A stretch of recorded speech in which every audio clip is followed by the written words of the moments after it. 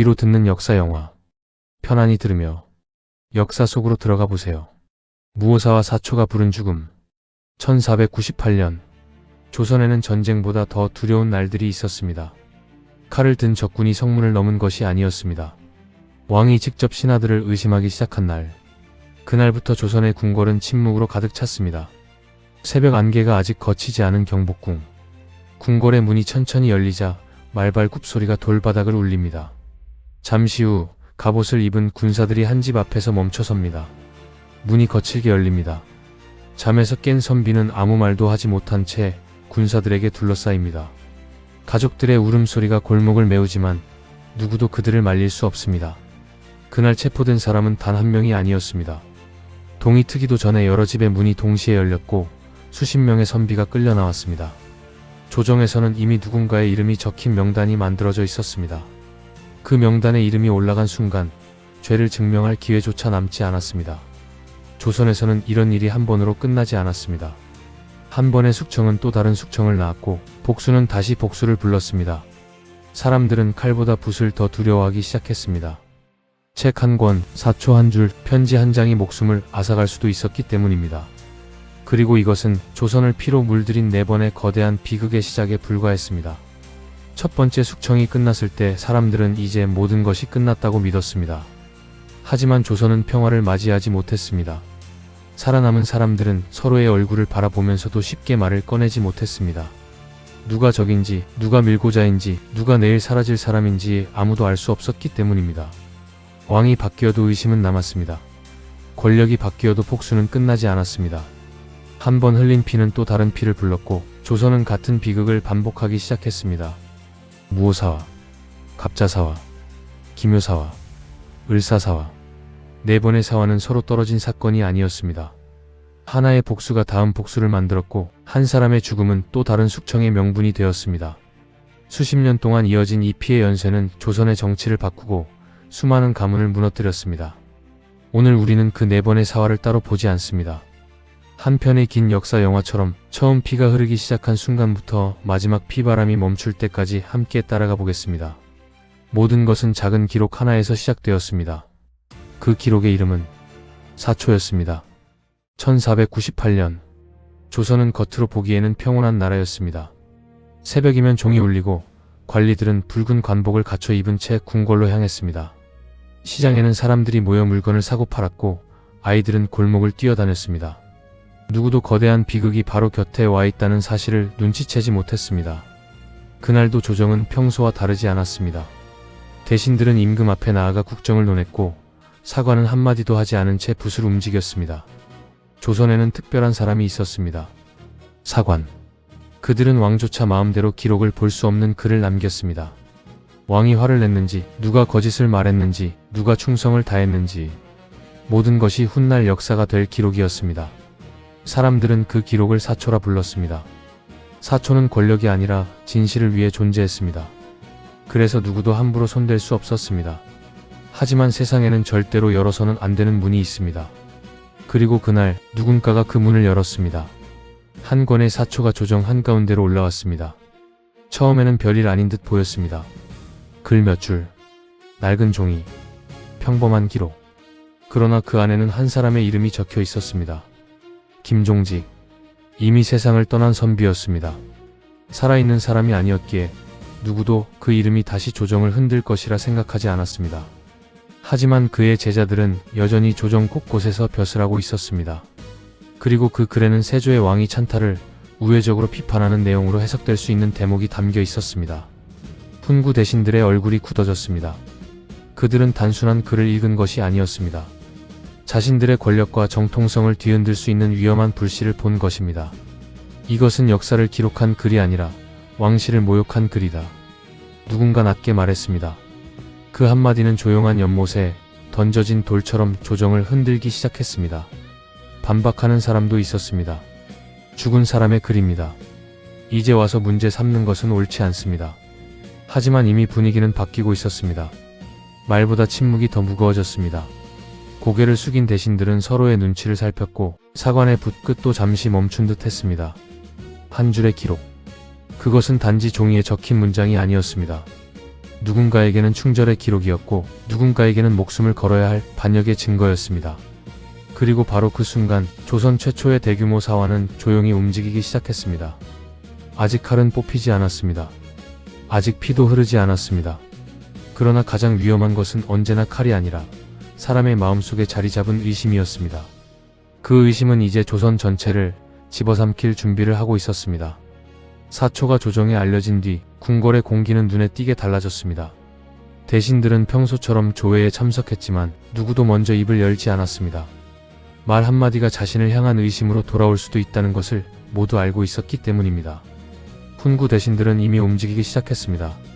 그들은 문제가 된 글을 단순한 역사 기록으로 보지 않았습니다. 죽은 김종직의 글이 아니라 살아있는 사림이 품은 생각이라고 판단했습니다. 한 사람을 처벌하는 것으로 끝낼 일이 아니었습니다. 뿌리째 뽑아야 했습니다. 며칠 뒤 조정에서는 공식 논의가 시작됩니다. 대신들은 차례로 앞으로 나와 의견을 올렸습니다. 신하가 임금을 비방하는 뜻을 품었다면 이는 나라의 근본을 흔드는 일입니다. 이 글은 세조를 비난하고 있습니다. 그 제자들 역시 같은 뜻을 품었을 것입니다. 말은 점점 거칠어졌습니다. 처음에는 글을 문제 삼았습니다. 그 다음에는 글을 쓴 사람을 문제 삼았습니다. 그리고 마침내 그 글을 읽은 사람, 배운 사람, 가까이 지낸 사람들까지 의심하기 시작했습니다. 사건은 더 이상 사초에 관한 논쟁이 아니었습니다. 이제는 사림 전체를 겨냥한 심판으로 변하고 있었습니다. 조정 한쪽에 서 있던 젊은 관리들은 아무 말도 하지 못했습니다. 조금 전까지 함께 웃으며 인사를 나눴던 동료가 오늘은 반역을 의심받는 사람이 될 수도 있었습니다. 침묵은 스스로를 지키는 유일한 방법이었습니다. 그때 한 사람의 이름이 다시 조정에 울려 퍼집니다. 김일손. 그는 사관으로서 사초를 기록했고 김종직의 글을 역사 기록 속에 남겼습니다. 훈구 대신들은 곧바로 그를 지목했습니다. 기록을 남긴 자에게도 책임을 물어야 합니다. 그 순간부터 김일손은 단순한 사관이 아니었습니다. 조선의 운명을 바꿀 첫 번째 표적이 되었습니다. 소식은 순식간에 한양 전체로 퍼졌습니다.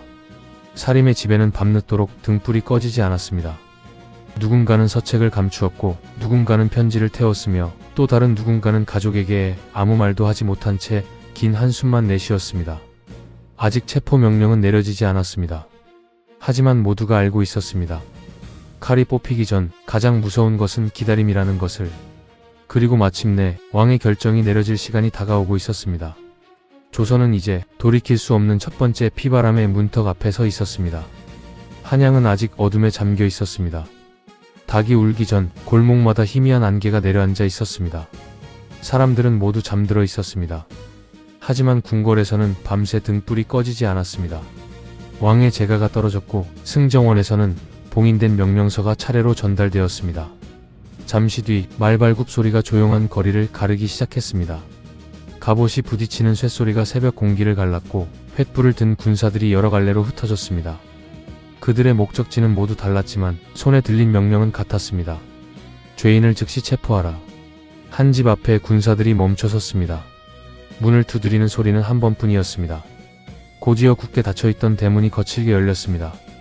놀라 잠에서 깬 가족들은 아무 일도 이해하지 못한 채 마당으로 뛰어나왔습니다. 아이들은 울음을 터뜨렸고 노모는 군사의 팔을 붙잡으며 애원했습니다.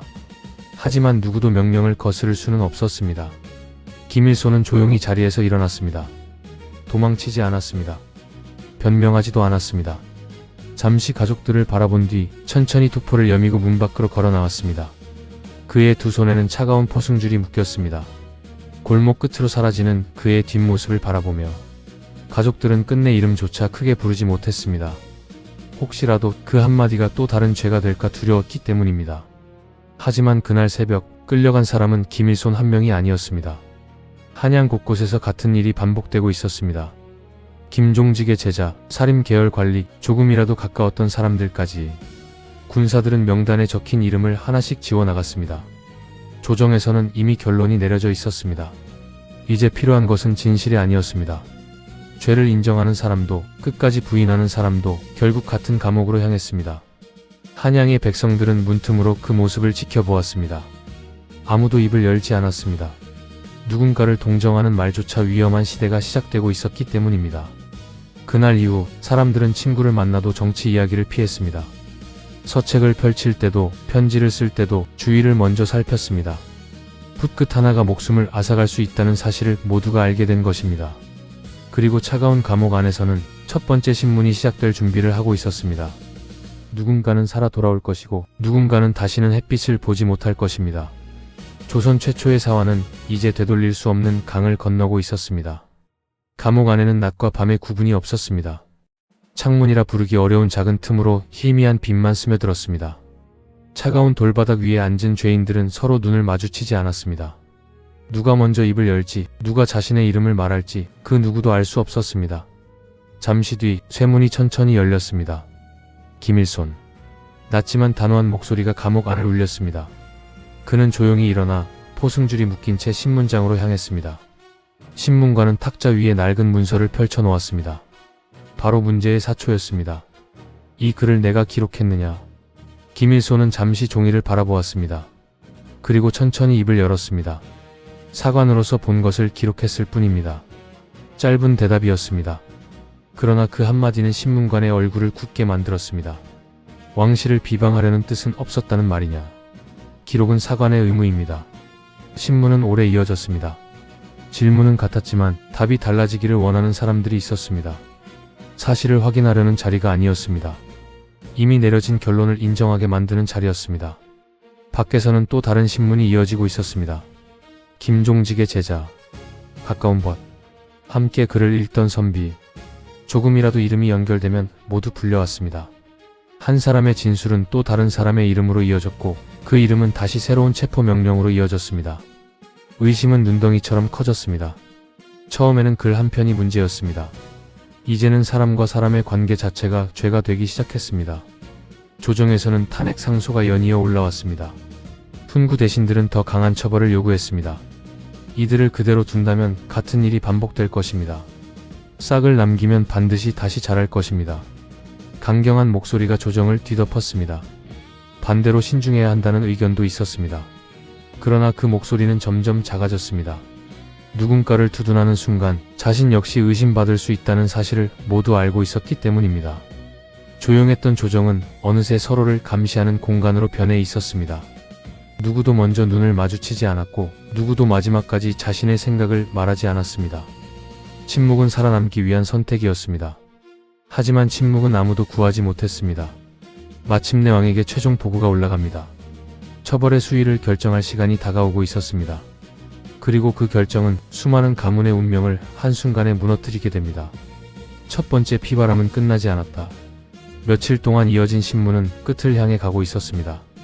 그러나 감옥 안에는 안도하는 사람이 없었습니다. 누구나 알고 있었습니다. 신문이 끝난다는 것은 이제 판결이 내려진다는 뜻이었습니다. 새벽, 조정에는 마지막 어전회의가 열렸습니다. 대신들은 조용히 자리에 섰고 궁궐은 숨소리조차 크게 들릴 만큼 고요했습니다. 왕 앞에는 두꺼운 문서가 놓여 있었습니다. 그 안에는 수많은 이름이 적혀 있었습니다. 체포된 사람, 신문을 받은 사람, 유배를 보낼 사람, 그리고 목숨을 잃게 될 사람. 왕은 긴 침묵 끝에 결정을 내렸습니다. 그 순간 기다리고 있던 승정원의 관리가 곧바로 명령을 적어 내려가기 시작했습니다. 잠시 후 궁궐 밖으로 전령이 말을 달렸습니다. 한양 곳곳으로 같은 명령이 전달되었습니다. 판결은 빠르게 집행되었습니다. 김일손은 끝내 목숨을 구하지 못했습니다. 그와 함께 뜻을 같이 했던 살인 인사들 역시 처형되거나 유배되었고 이미 세상을 떠난 김종직에게까지 화는 미쳤습니다. 그의 명예는 짓밟혔고 그를 따르던 제자들은 역적의 무리로 몰렸습니다. 한 사람의 그를 없애기 위해 한 세대의 학문까지 지우려 했던 것입니다. 그날 이후 사림은 조정을 떠나 지방으로 흩어졌습니다. 누군가는 벼슬을 버렸고 누군가는 숨어 지냈으며 누군가는 다시는 붓을 들지 않았습니다. 조선은 잠시 조용해졌습니다. 궁궐에는 다시 조회가 열렸고 거리에는 장이 섰으며 백성들의 일상도 조금씩 돌아오는 듯 보였습니다. 겉으로만 보면 모든 것이 끝난 것처럼 보였습니다. 하지만 보이지 않는 곳에서는 또 다른 감정이 자라고 있었습니다. 두려움, 원한, 그리고 복수. 권력은 이번 숙청으로 더 강해졌다고 믿었습니다. 그러나 그들이 미처 보지 못한 것이 있었습니다. 피는 흙으로 스며들어 사라지는 것이 아니라 사람들의 기억 속에 남는다는 사실이었습니다. 무오사화는 조선을 침묵하게 만들었습니다. 하지만 그 침묵은 평화가 아니었습니다. 폭풍이 오기 전에 정적이었습니다. 불과 몇 해 뒤 왕의 마음속에 오래 묻혀있던 또 다른 분노가 깨어납니다. 이번에는 사초가 아니었습니다. 한 어머니의 죽음. 그 진실이 밝혀지는 순간 조선은 첫 번째 사화보다 훨씬 거대한 피바람에 휩싸이게 됩니다. 그 비극의 이름은 갑자사화였습니다. 1504년 조선의 왕 연산군은 즉위한 지 어느덧 여러 해가 흘러 있었습니다. 궁궐은 여전히 화려했고 조회는 변함없이 열렸습니다. 겉으로 보기에는 나라가 평온해 보였습니다. 그러나 왕의 마음속에는 오랫동안 풀리지 않은 의문이 하나 남아 있었습니다. 어린 시절 연산군은 자신의 어머니를 거의 기억하지 못했습니다. 사람들은 그녀의 이름을 쉽게 입에 올리지 않았고 궁궐 안에서도 그녀에 대한 이야기는 마치 금기처럼 사라져 있었습니다. 누군가는 병으로 세상을 떠났다고 말했고 누군가는 그저 운명이었다고 둘러댔습니다. 하지만 그 설명은 너무 조용했고 너무 많은 것을 감추고 있었습니다. 시간이 흐르면서 연산군은 점점 더 이상함을 느끼기 시작했습니다. 왜 궁녀들은 어머니의 이름을 들으면 고개를 숙일까? 왜 대신들은 그 이야기가 나오면 곧바로 화제를 바꿀까? 왜 아무도 진실을 말하려 하지 않을까? 왕은 사람들을 하나둘 불러들이기 시작했습니다. 늙은 내관, 오랫동안 궁을 지킨 상궁, 당시 이를 기억하는 대신들. 질문은 하나였습니다. 내 어머니에게 무슨 일이 있었는가? 처음에는 모두 같은 대답을 했습니다. 신은 알지 못합니다. 기억이 나지 않습니다. 오래전 일입니다. 하지만 연산군은 그 침묵이 거짓이라는 것을 직감했습니다. 왕은 기록을 뒤지기 시작했습니다. 승정원 일기, 의금부 문서, 궁중의 오래된 기록, 그리고 마침내 한 장의 문서가 그의 손에 들어왔습니다. 그 문서에는 패비 윤씨가 단순히 패출된 것이 아니라 사약을 받고 죽었다는 사실이 적혀 있었습니다. 연산군의 손끝이 미세하게 떨렸습니다. 그는 한 줄 한 줄을 다시 읽었습니다. 몇 번이고 읽었습니다. 눈앞의 글자는 변하지 않았습니다. 자신의 어머니는 병으로 죽은 것이 아니었습니다. 조정의 결정으로, 왕실의 명령으로 죽음을 맞이했던 것입니다. 궁궐 안은 숨을 죽였습니다. 아무도 먼저 말을 꺼내지 못했습니다. 왕은 문서를 천천히 접었습니다. 그리고 아주 낮은 목소리로 한마디를 남겼습니다. 그날 그 자리에 있었던 사람들은 아직 살아있는가? 그 한마디는 명령도 고함도 아니었습니다. 하지만 그 방 안에 있던 모든 사람들은 직감했습니다. 조선이 다시 피로 물들기 시작했다는 것을. 무오사화는 정치에서 시작되었습니다. 그러나 이번에는 달랐습니다. 이번 숙청은 한 나라의 왕이 직접 품은 복수에서 시작되고 있었습니다. 궁궐에는 며칠째 웃음소리가 사라졌습니다.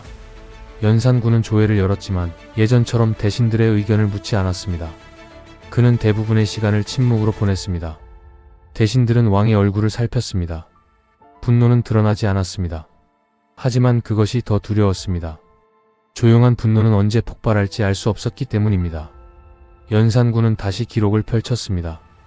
패비 윤씨가 패출되던 날, 사약이 내려지던 날, 그 자리에 있었던 대신들의 이름, 명령에 찬성했던 사람, 반대하지 않았던 사람, 침묵했던 사람, 기록은 모두 남아 있었습니다. 왕은 한 사람의 이름 앞에서 손을 멈췄습니다. 그리고 또 한 사람, 또 다른 이름, 한 줄씩 내려갈 때마다 그의 표정은 더욱 굳어졌습니다. 그들에게는 오래전 끝난 사건이었을지 몰랐습니다. 그러나 연산군에게는 어머니를 잃은 그날이 아직 끝나지 않은 상처였습니다. 잠시 뒤 승정원 관리가 조용히 앞으로 나왔습니다. 연산군은 문서를 건네며 짧게 말했습니다. 모두 데려오라. 단 한 문장이었습니다. 그러나 그 말 속에는 수십 명의 운명이 담겨 있었습니다. 명령은 즉시 궁궐 밖으로 전달되었습니다. 의금부는 분주하게 움직였고 군사들은 다시 말을 준비했습니다. 이번에는 반역을 조사하기 위한 체포가 아니었습니다. 왕의 분노를 집행하기 위한 체포였습니다. 한양에서는 이상한 소문이 돌기 시작했습니다. 왕이 예시를 다시 꺼냈다. 패비 윤씨의 일을 조사하고 있다. 이름이 적힌 사람들이 하나둘 불려가고 있다. 사람들은 서로의 얼굴을 살피며 목소리를 낮췄습니다. 누구의 이름이 명단에 있는지, 누가 다음 차례인지 아무도 알지 못했습니다. 그러나 모두는 느끼고 있었습니다. 조선은 또 한 번의 피바람 앞에 서 있다는 것을. 그날 밤 궁궐의 등불은 늦도록 꺼지지 않았습니다. 연산군 역시 잠들지 않았습니다. 그의 눈앞에는 어머니의 마지막 순간이 계속 떠올랐습니다. 그 기억은 사실일 수도, 세월 속에서 더욱 커진 슬픔일 수도 있었습니다. 하지만 중요한 것은 기억의 정확성이 아니었습니다. 왕은 이미 결심을 마쳤다는 사실이었습니다. 새벽이 밝으면 한양의 대문이 다시 거칠게 열릴 것입니다. 그리고 이번에는 조선이 한 번도 경험하지 못한 규모의 숙청이 시작됩니다. 새벽이 밝기도 전 의금부의 군사들이 다시 한양 거리를 메웠습니다. 말발굽 소리가 돌길을 울렸고 횃불은 아직 꺼지지 않은 어둠을 붉게 물들였습니다. 이번에는 모두가 그 의미를 알고 있었습니다. 누군가 또 끌려간다는 소식이 아니었습니다. 이제는 누구도 안전하지 않다는 신호였습니다. 군사들은 정해진 명단을 들고 움직였습니다. 전직 대신의 집, 원로 대신의 집, 오래전 패비 윤씨 사건에 이름이 남아있던 관리들의 집. 대문은 하나씩 열렸고 잠에서 깨어난 사람들은 영문도 모른 채 포승줄에 묶였습니다. 어떤 이는 자신의 결백을 외쳤고 어떤 이는 왕을 만나게만 해달라고 애원했습니다. 그러나 군사들은 아무 대답도 하지 않았습니다. 그들이 따르는 것은 법정의 판결이 아니라 왕의 명령이었기 때문입니다. 궁궐에서는 신문이 밤낮 없이 이어졌습니다. 질문은 단순했습니다. 그날 무엇을 했는가? 패비 윤씨의 죽음에 어떤 역할을 했는가? 하지만 시간이 흐를수록 질문은 바뀌기 시작했습니다. 누가 함께 있었는가? 누가 찬성했는가? 누가 침묵했는가? 이제 죄는 행동만으로 결정되지 않았습니다. 그 자리에 있었다는 사실, 반대하지 않았다는 사실, 혹은 누군가와 가까웠다는 사실까지도 의심의 대상이 되었습니다. 신문이 끝날 때마다 새로운 이름이 기록되었습니다. 그 이름은 또 다른 체포명령으로 이어졌습니다. 숙청은 스스로 몸집을 키우기 시작했습니다. 한양은 순식간에 공포에 휩싸였습니다. 대신들은 서로를 찾아가지 않았고 선비들은 문을 굳게 닫았습니다. 거리에서는 정치 이야기가 사라졌고 시장에서도 사람들은 작은 목소리로만 대화를 나누었습니다. 왕의 귀에 들어갈지도 모른다는 두려움이 도성 전체를 침묵하게 만들었습니다. 연산군은 매일같이 보고를 받았습니다. 체포된 사람의 수, 신문이 끝난 사람의 이름, 처형이 결정된 명단. 문서는 계속 두꺼워졌지만 왕의 분노는 조금도 가라앉지 않았습니다. 오히려 보고가 올라올수록 그는 더욱 확신했습니다. 아직 끝나지 않았다고. 아직도 죄를 묻지 못한 사람이 남아있다고. 그 순간부터 갑자사화는 단순한 정치적 숙청이 아니었습니다. 왕 개인의 복수가 국가의 명령이 되었고 조선의 법은 왕의 분노를 따라 움직이기 시작했습니다. 그리고 마침내 궁궐 앞 형장에는 처형을 기다리는 사람들이 줄지어 서기 시작했습니다. 조선 역사상 가장 참혹한 피바람이 이제 절정을 향해 치닫고 있었습니다. 형장에는 아직 아침 안개가 걷히지 않았습니다. 하지만 그곳은 이미 수많은 사람들로 가득했습니다. 포승줄에 묶인 대신들이 줄지어 서 있었고 그들의 얼굴에는 두려움보다 체념이 먼저 드리워져 있었습니다. 어젯밤까지 조정을 이끌던 인물들이 이제는 죄인의 신분으로 마지막 순간을 기다리고 있었습니다. 멀리서 푹소리가 울렸습니다. 집행이 시작된다는 신호였습니다. 궁궐 앞은 숨을 삼킨 듯 고요했습니다. 누군가는 마지막으로 하늘을 올려다보았고 누군가는 가족의 이름을 조용히 되뇌었습니다. 또 다른 이는 끝까지 자신은 나라를 위해 충성을 다했을 뿐이라고 말했습니다. 그러나 그 목소리는 더 이상 왕에게 닿지 않았습니다. 명령은 이미 내려져 있었습니다. 처형은 차례대로 집행되었습니다. 형장은 침묵과 울음으로 가득 찼고 멀리서 지켜보던 백성들은 차마 끝까지 바라보지 못한 채 고개를 돌렸습니다. 그러나 비극은 거기서 끝나지 않았습니다. 왕의 명령은 형장을 넘어 계속 이어졌습니다. 유배, 재산 몰수, 관직 박탈, 그리고 연좌에 따른 처벌까지. 가문의 이름은 족보에서 지워졌고 후손들 역시 오랫동안 죄인의 가족이라는 낙인을 안고 살아가야 했습니다. 조정은 순식간에 텅 비었습니다. 익숙했던 대신들의 자리는 비어 있었고 새롭게 임명된 관리들조차 말수를 아꼈습니다. 누구도 자신의 생각을 쉽게 드러내지 않았습니다. 오늘 왕의 뜻에 거슬러 살아남더라도 내일은 자신이 그 자리에 설 수도 있다는 사실을 모두 알고 있었기 때문입니다.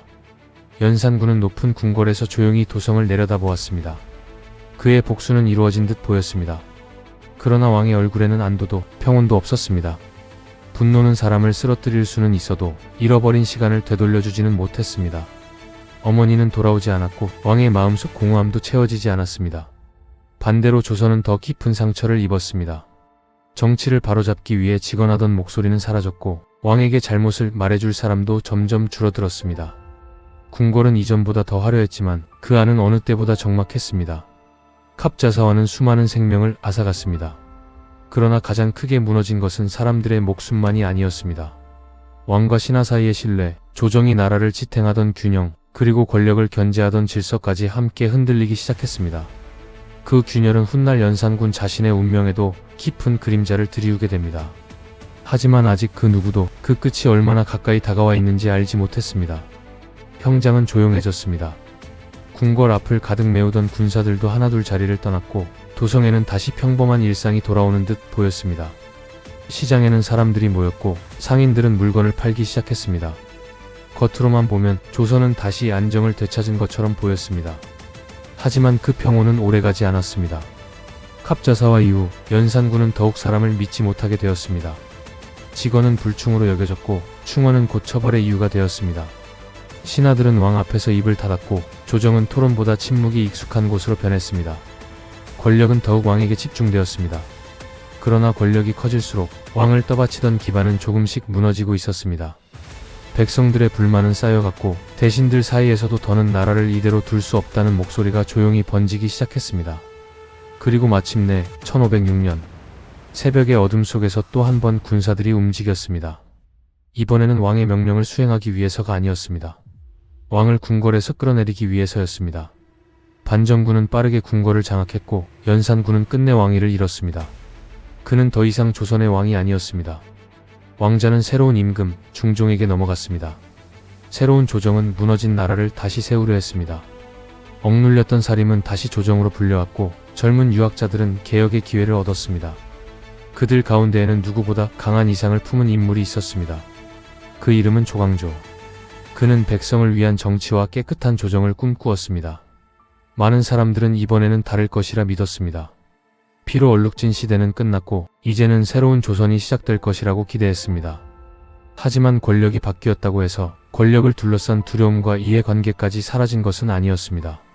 개혁이 커질수록 그 개혁을 두려워하는 사람들도 함께 늘어났습니다. 희망은 자라났지만 그 그림자도 함께 길어졌습니다. 조선은 또 한 번 갈림길 앞에 서 있었습니다. 이번에는 왕의 폭수가 아니었습니다. 나라를 바꾸려는 이상과 기득권을 지키려는 권력이 정면으로 충돌하려 하고 있었습니다. 그 충돌은 머지않아 조선을 다시 피로 물들이게 됩니다. 그 비극의 이름은 김효사화였습니다. 1515년을 지나 중종의 조정에는 새로운 바람이 불기 시작했습니다. 연산군의 폭정이 끝난 뒤 조선은 다시 나라를 바로 세워야 했습니다. 왕은 무너진 신뢰를 회복하고 싶었습니다. 백성들도 더 이상 피바람이 아닌 안정된 나라를 원했습니다. 그때 한 젊은 학자가 조정의 중심으로 떠오릅니다. 그의 이름은 조광조였습니다.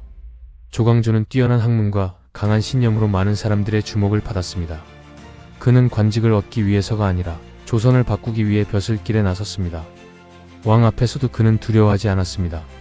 나라가 바로 서려면 사람부터 바로 세워야 합니다. 능력이 아닌 권세로 벼슬하는 시대는 끝나야 합니다. 그의 말은 거침이 없었습니다. 중종은 그런 조광조를 높이 평가했습니다. 왕은 그를 가까이 두었고 중요한 국정마다 그의 의견을 들었습니다. 조광조는 개혁을 하나씩 추진하기 시작했습니다. 부정한 관리들을 정리하고 도덕과 능력을 갖춘 인재를 등용하려 했으며 지방에도 올바른 정치를 퍼뜨리려 했습니다. 젊은 선비들은 열광했습니다. 오랫동안 꿈꾸던 세상이 이제 현실이 되는 듯 했습니다.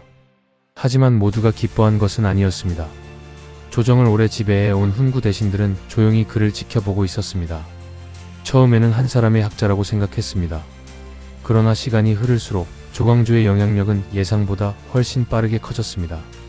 왕은 그의 말을 믿었고 젊은 관리들은 그를 따랐습니다. 훈구 대신들이 오랫동안 쌓아온 권력은 조금씩 흔들리기 시작했습니다. 회의가 열릴 때마다 조광조의 의견이 먼저 받아들여졌습니다. 왕의 곁에도 조광조의 제자들이 하나둘 늘어났습니다. 훈구 대신들은 서로 눈빛을 주고받았습니다. 칼을 든 적은 상대하기 쉽습니다. 하지만 백성의 지지와 왕의 신임을 동시에 얻은 사람은 달랐습니다. 그를 그대로 두면 자신들의 시대가 끝날 수도 있다는 두려움이 커져갔습니다. 조광조는 개혁이 성공에 가까워지고 있다고 믿었습니다. 그러나 바로 그 순간 누군가는 이미 그를 무너뜨릴 방법을 찾기 시작하고 있었습니다. 이번에도 시작은 칼이 아니었습니다. 작은 소문 하나, 짧은 글귀 하나가 조선을 다시 피로 물들일 준비를 하고 있었습니다. 조광조의 개혁은 멈추지 않았습니다. 편량과를 실시해 학문과 인품을 갖춘 인재를 조정으로 불러들였고 공신에게 내려졌던 특권 가운데 부당한 부분은 바로잡으려 했습니다. 왕은 여전히 그의 의견을 귀 기울여 들었습니다. 조정에서는 새로운 정책이 잇따라 시행되었습니다. 젊은 관리들은 희망을 이야기했고 백성들 사이에서도 조정이 달라지고 있다는 말이 퍼졌습니다. 그러나 그 변화는 누군가에게는 희망이 아니라 위협이었습니다. 훈구 대신들은 밤이 깊은 뒤에도 쉽게 자리를 떠나지 않았습니다. 조용한 사랑채에는 낮은 목소리만 오갔습니다. 이대로 두면 조정은 모두 저들의 손에 넘어간다. 왕의 마음도 이미 조광조에게 기울었다. 지금 움직이지 않으면 늦는다. 그들은 정면으로 맞서지 않았습니다. 조광조는 왕의 신임이 두터웠고 명분 또한 충분했습니다. 억지 탄핵으로는 그를 무너뜨릴 수 없다는 것을 모두 알고 있었습니다. 그래서 그들은 다른 길을 택했습니다. 칼이 아니라 의심을 선택했습니다. 어느 날 궁궐 담장 근처에서 이상한 글귀가 발견되었습니다. 추초이왕. 짧은 4글자였습니다. 그러나 조정은 순식간에 술렁였습니다. 당시 일부 사람들은 이 글자를 억지로 풀이해 조씨가 왕이 된다는 뜻이라며 조광조를 겨냥했습니다. 명확한 증거는 없었습니다. 누가 적었는지도 밝혀지지 않았습니다. 하지만 소문은 증거보다 빨랐습니다. 혹시 조광조가 왕위를 노리는 것이 아닌가? 그의 개혁은 충성이 아니라 야심이었던 것은 아닐까? 며칠 사이 도성 곳곳에서 같은 이야기가 퍼져나갔습니다. 훈구 대신들은 기다렸다는 듯 왕에게 상소를 올렸습니다. 전하, 나라의 근본이 흔들리고 있습니다. 신하가 지나치게 큰 명성을 얻으면 반드시 화를 부릅니다. 지금 결단하지 않으시면 더 큰 변고가 일어날 수 있습니다. 중종은 아무 말도 하지 않았습니다. 그는 조광조를 믿고 싶었습니다. 그러나 동시에 왕의 자리를 지켜야 하는 사람이라는 사실도 잊을 수 없었습니다. 며칠 전까지만 해도 충직한 신하로 보였던 조광조가 이제는 의심의 대상이 되어 가고 있었습니다. 왕의 마음은 조금씩 흔들리기 시작했습니다. 훈구 대신들은 그 작은 흔들림을 놓치지 않았습니다. 그들에게는 단 한 번의 기회면 충분했습니다. 왕이 의심하는 순간 개혁은 끝나고 숙청이 시작될 것이기 때문입니다. 그리고 마침내 중종은 조광조를 직접 불러들이라는 명을 내립니다. 궁궐에는 다시 폭풍 전의 정막이 내려앉았습니다. 중종은 며칠 동안 밤잠을 이루지 못했습니다. 책상 위에는 상소문이 산처럼 쌓여 있었습니다. 조광조를 두둔하는 글도 있었고 그를 경계해야 한다는 글도 있었습니다. 왕은 하나씩 읽었습니다. 하지만 읽을수록 마음은 더 무거워졌습니다. 한쪽에서는 충신이라 말했고 다른 한쪽에서는 역심을 품은 자라고 말했습니다. 진실은 하나였지만 왕 앞에는 서로 다른 진실이 끝없이 올라왔습니다. 결국 중종은 조광조를 불러들였습니다. 조용한 편전. 왕과 신하가 마주 앉았습니다. 잠시 침묵이 흘렀습니다. 먼저 입을 연 사람은 왕이었습니다. 경을 믿고 싶다. 짧은 말이었습니다. 그러나 그 뒤에는 말하지 못한 수많은 고민이 담겨 있었습니다. 조광조는 천천히 머리를 숙였습니다. 신은 전하를 속인 적이 없습니다. 오직 조선을 바로 세우고자 했을 뿐입니다. 그의 목소리는 담담했습니다. 왕은 그의 눈을 바라보았습니다.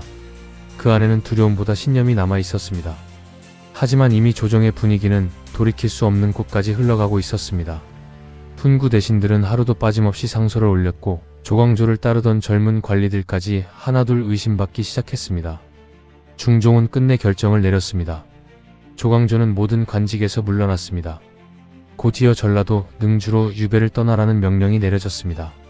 도성을 떠나는 길. 수많은 백성들이 말없이 길가에 섰습니다.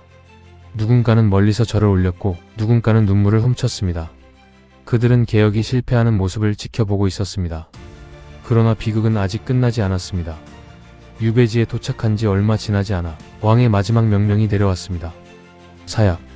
조광조는 담담히 잔을 받아들었습니다. 그는 끝까지 자신의 개혁이 틀렸다고 말하지 않았습니다. 잔을 내려놓은 뒤 조용히 하늘을 바라보았습니다. 그가 바꾸고자 했던 조선은 끝내 완성되지 못했습니다. 조광조가 세상을 떠났다는 소식은 빠르게 퍼졌습니다.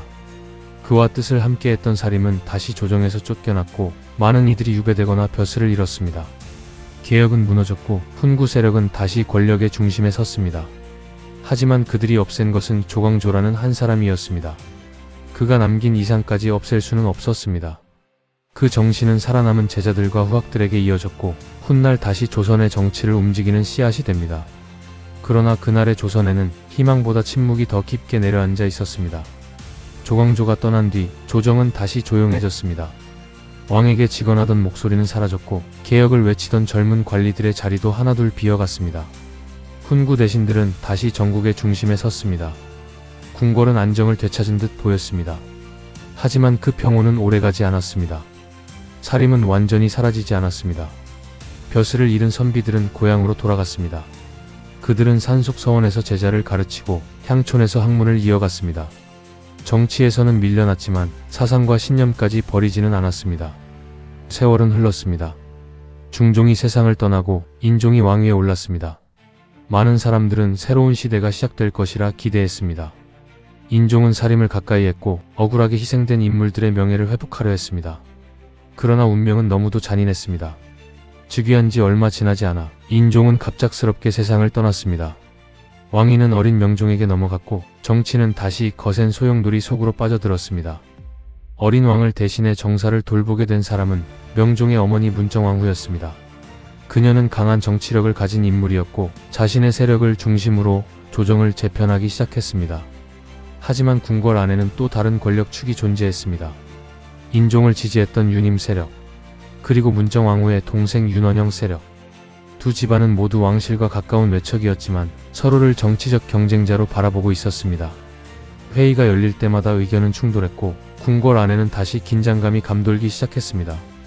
겉으로는 예를 갖춘 인사였지만 그 눈빛 속에는 양보가 없었습니다. 살림은 다시 어느 편에 설 것인지 선택해야 했고 외척들은 권력을 차지하기 위해 한치도 물러서지 않았습니다. 조선은 또다시 갈림길 앞에 서 있었습니다. 이번에는 왕의 폭수도 개혁을 둘러싼 대립도 아니었습니다. 어린 왕의 즉위를 둘러싼 외척들의 권력 전쟁. 그 싸움은 곧 수많은 선비와 대신들의 목숨을 삼키게 됩니다. 1545년 조선은 네 번째 피바람을 맞이합니다. 그 이름은 을사사화였습니다. 1545년 여름 창덕궁에는 새로운 왕이 즉위했습니다. 11살의 어린 임금 명종이었습니다. 왕좌에는 새로운 주인이 앉았지만 나라를 움직이는 힘은 아직 어린 왕의 손에 있지 않았습니다. 조회가 열릴 때마다 대신들의 시선은 왕보다 다른 곳을 향했습니다. 바로 왕의 뒤편에 자리한 문정왕후였습니다. 그녀는 어린 왕을 대신해 국정을 돌보기 시작했습니다. 오랜 정치 경험과 강한 결단력으로 조정은 빠르게 그녀를 중심으로 움직였습니다. 하지만 모든 대신이 이를 받아들인 것은 아니었습니다. 인종을 가까이에서 보필했던 유님 세력은 문정왕후와 그녀의 동생 윤원영이 권력을 독점하는 것을 경계했습니다. 반대로 윤원영은 유님을 단순한 정치적 경쟁자가 아니라 새 정권을 위협할 수 있는 존재로 여겼습니다. 조정은 둘로 갈라졌습니다.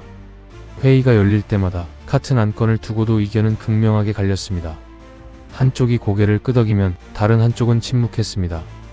겉으로는 예를 갖춘 논쟁이었지만 속으로는 서로의 약점을 찾는 싸움이 계속되고 있었습니다. 문정왕후 역시 상황을 예의주시했습니다. 어린 왕의 왕권을 안정시키려면 조정을 하나로 묶어야 한다고 생각했습니다. 그러나 현실은 달랐습니다. 권력은 쉽게 나눌 수 있는 것이 아니었습니다. 윤원영은 점점 더 강경한 태도를 보였습니다. 지금 결단하지 않으면 언젠가 우리가 제거당할 것입니다. 그의 말은 조용했지만 그 속에는 분명한 의도가 담겨 있었습니다. 궁궐 안에서는 다시 명단이 만들어지기 시작했습니다. 이번에는 반역의 증거도 의문의 글귀도 없었습니다. 누가 어느 편에 섰는가. 그것만으로도 운명이 갈리기 시작했습니다. 사림 출신 관리들은 불안에 휩싸였습니다. 누구를 지지해도 위험했고 침묵해도 의심을 받을 수 있었습니다. 궁궐 폭도에서는 발걸음 소리마저 조심스러워졌습니다. 신하들은 서로를 바라보며 인사를 했지만 돌아서면 상대가 어느 편인지 먼저 확인했습니다. 조선은 다시 한번 보이지 않는 전쟁 속으로 들어가고 있었습니다. 그리고 마침내 윤원영은 마지막 결심을 굳혔습니다. 그가 왕실에 올린 한 장의 상소는 수십 명의 운명을 뒤바꾸게 됩니다.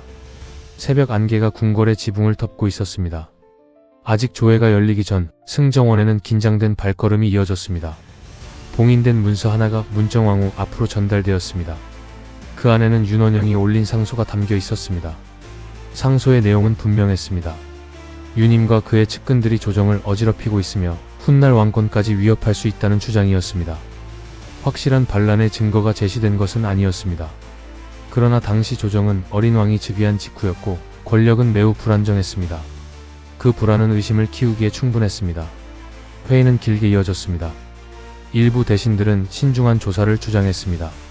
사실을 먼저 밝혀야 합니다. 성급한 처벌은 더 큰 혼란을 부를 수 있습니다. 하지만 반대편에서는 더 강한 목소리가 이어졌습니다. 머뭇거릴 시간이 없습니다. 지금 움직이지 않으면 조정의 주도권을 빼앗길 것입니다. 침묵 끝에 결정이 내려졌습니다. 윤임을 비롯한 대윤 세력을 체포하라는 명령이 떨어졌습니다. 그 순간부터 궁궐은 다시 분주해졌습니다. 의금부 군사들은 무장을 갖추고 전령들은 봉인된 명령서를 들고 한양 곳곳으로 흩어졌습니다. 날이 채 밝기도 전에 대문을 두드리는 소리가 도성 곳곳에서 울려 퍼졌습니다. 잠에서 깨어난 대신들은 미처 관복도 갖춰 입지 못한 채 군사들 앞에 섰습니다. 누군가는 이유를 물었고 누군가는 억울함을 호소했습니다. 하지만 돌아오는 대답은 하나뿐이었습니다. 전하의 명입니다. 포승줄에 묶인 관리들이 하나둘 궁궐로 끌려왔습니다. 그 가운데에는 윤임과 가까웠던 대신들도 있었고 직접 정치에 깊이 관여하지 않았던 인물들도 섞여 있었습니다.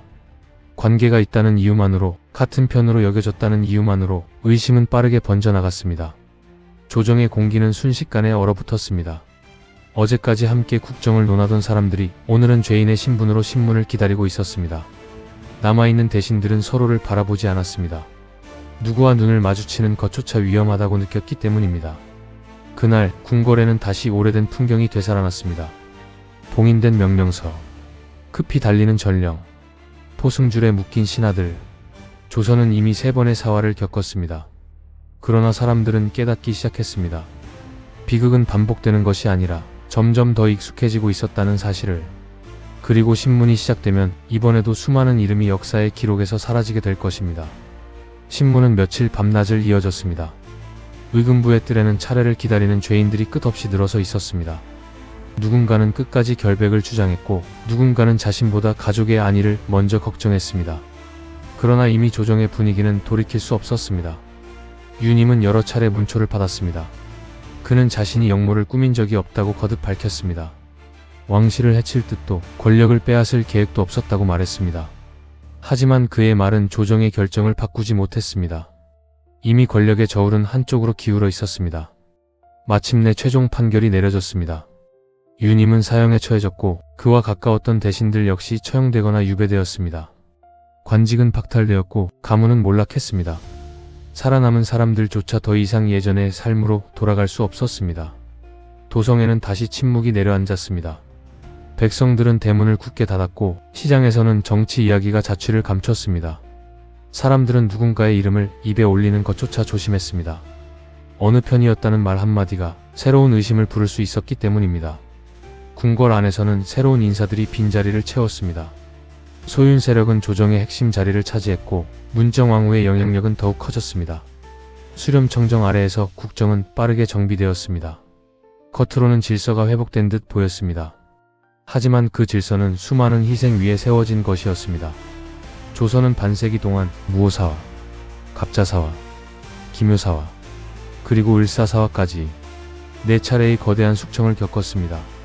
시작은 모두 달랐습니다.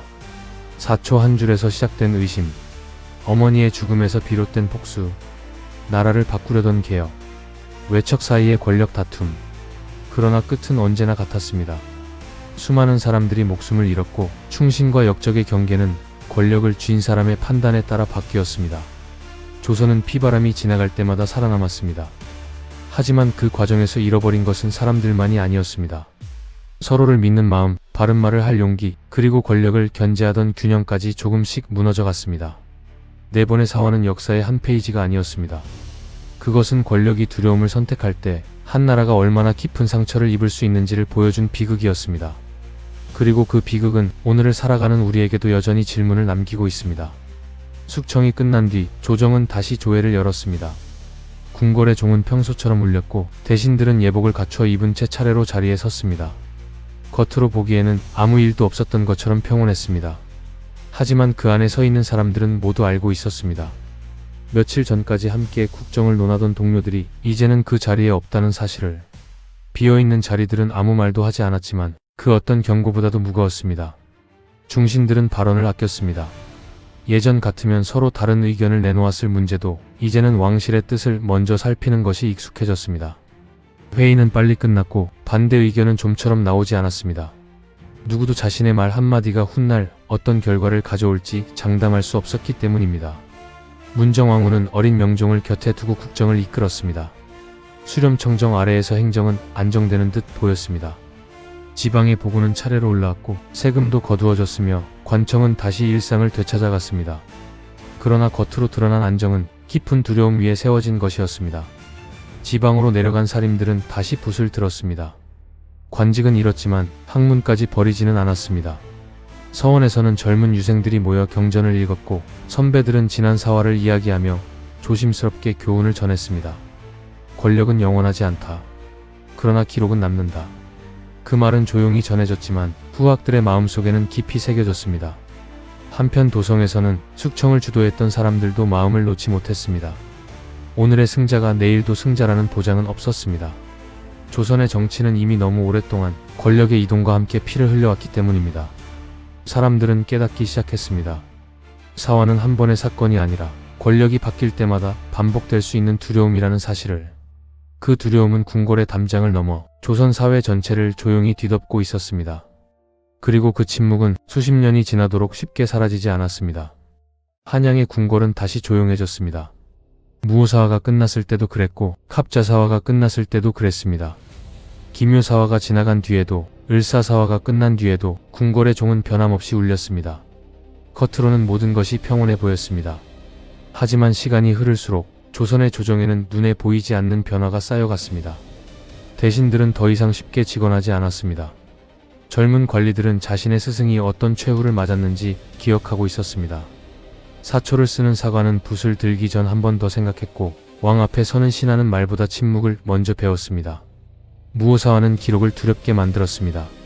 갑자사화는 왕의 분노를 두렵게 만들었습니다. 기묘사화는 개혁을 두렵게 만들었습니다. 을사사화는 권력 다툼을 두렵게 만들었습니다. 사건은 서로 달랐지만 남겨진 두려움은 하나였습니다. 다음은 내가 될 수도 있다. 그 두려움은 조선을 조금씩 바꾸고 있었습니다. 칼보다 먼저 사람들의 마음을 지배했고 숙청보다 오래 살아남았습니다. 숙청은 사람을 없앨 수 있었습니다. 관직을 빼앗고 가문을 무너뜨리고 이름을 죄인으로 만들 수도 있었습니다. 하지만 끝내 없애지 못한 것이 있었습니다. 바로 기록이었습니다. 사관은 자신이 본 사실을 남겼고 후대의 학자들은 그 기록을 다시 읽었습니다. 김종직의 글도 조광조의 개혁도 유님의 죽음도 수백 년의 시간을 건너 오늘까지 전해졌습니다. 권력은 당대의 승자를 만들었습니다. 그러나 역사는 시간이 흐른 뒤 무엇이 진실이었는지를 다시 묻기 시작했습니다. 누렇게 바랜 책장을 넘길 때마다 지워졌다고 믿었던 이름들이 다시 살아났습니다. 그 순간 숙청은 과거의 승리가 아니라 후대가 기억해야 할 비극으로 바뀌었습니다. 조용한 서재. 햇살이 오래된 역사책 위로 비쳐듭니다. 책장을 넘기자 낡은 종이 위에 익숙한 이름들이 차례로 나타납니다. 김종직, 김일손, 조광조, 유님, 그리고 이름조차 기록되지 못한 수많은 사람들. 그들의 삶은 끝났지만 그들이 남긴 이야기는 끝나지 않았습니다. 역사는 승자의 이름만 기억하지 않았습니다. 권력 앞에서도 기록을 남기려 했던 사람, 더 나은 나라를 꿈꾸었던 사람, 억울한 죽음을 당한 사람들의 이야기까지 함께 남겼습니다. 우리는 그 기록을 통해 500여 년 전 조선의 궁궐을 다시 바라볼 수 있습니다. 그리고 자연스럽게 하나의 질문과 마주하게 됩니다. 권력이 진실보다 앞서는 순간 역사는 왜 같은 비극을 반복했을까? 그 질문은 조선만의 이야기가 아닙니다. 시대가 달라져도 권력과 진실이 충돌하는 순간마다 되풀이되는 인간의 역사이기도 합니다. 이제 책장의 마지막 한 장이 천천히 넘어갑니다.